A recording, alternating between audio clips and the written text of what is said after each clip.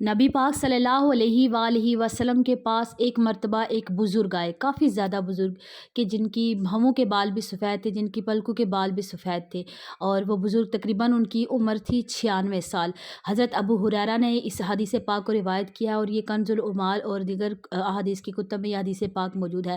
تو نبی پاک صلی اللہ علیہ وآلہ وسلم کی بارگاہ میں جب دروازے سے اندر داخل ہوئے تو نبی پاک نے دیکھا بزرگیں، تو آپ احتراماً کھڑے ہوئے اور ان بزرگوں کو سہارا دے کر نبی پاک صلی اللہ علیہ وآلہ وسلم نے اپنے پاس بٹھایا۔ وہ بزرگ آنکھیں کھول کر پہلے نبی پاک کو دیکھتے، بڑی مشکل سے آنکھیں کھولتے اور نبی پاک کا چہرہ مبارک دیکھتے اور اس کے بعد پھر اپنی بات جاری کرتے۔ تو نبی پاک صلی اللہ علیہ وآلہ وسلم نے پوچھا کہ اے بزرگوں، آپ کس مقصد کے لیے آئے ہیں؟ تو وہ بزرگ عرض کرنے لگے کہ اے اللہ کے رسول، ساری زندگی میری گناہوں میں گزر گئی ہے، اب میرا وجود بیکار ہو گیا ہے، اب میرے وجود میں اتنی طاقت بھی نہیں ہے کہ میں عبادت کر سکوں، اور نہ ہی میرے اندر اتنی طاقت ہے کہ میں جہاد کر سکوں، اور نہ ہی میرے اندر اتنی طاقت ہے کہ میں مال کما کر اس کو اللہ کی راہ میں صدقہ کر سکوں، اور نہ ہی میرے اندر اتنی طاقت ہے کہ میں حج کر سکوں۔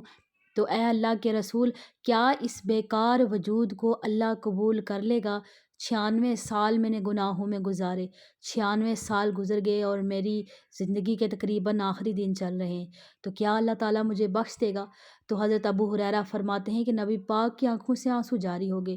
جس طرح ساون میں برسات کی جھڑی لگتی ہے، اس طرح نبی پاک کی آنکھوں سے آنسو جاری ہوا، نبی پاک کی داڑھی مبارک تر ہو گئی اور نبی پاک صلی اللہ علیہ وآلہ وسلم بہت روئے۔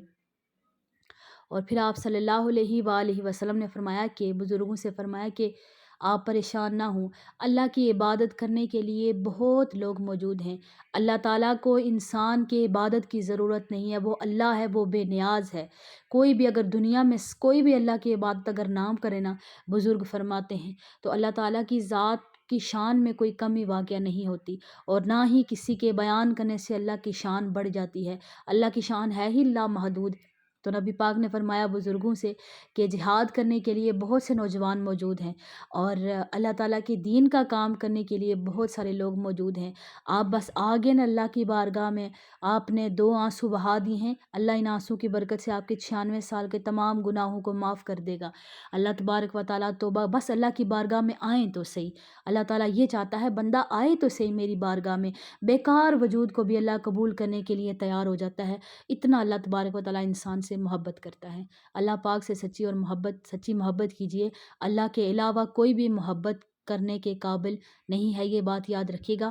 اور صوفیاء کرام فرماتے ہیں، صوفیاء کے نزدیک اختلافات لوگ کر سکتے ہیں، صوفیاء کے نزدیک ہر وہ دل کہ جس میں اللہ کے علاوہ کسی کی محبت سما جائے، وہ دل بھی مشرک ہوتا ہے۔ اللہ پاک ہمیں عمل کرنے کی توفیق عطا فرمائے۔ السلام علیکم ورحمۃ اللہ وبرکاتہ۔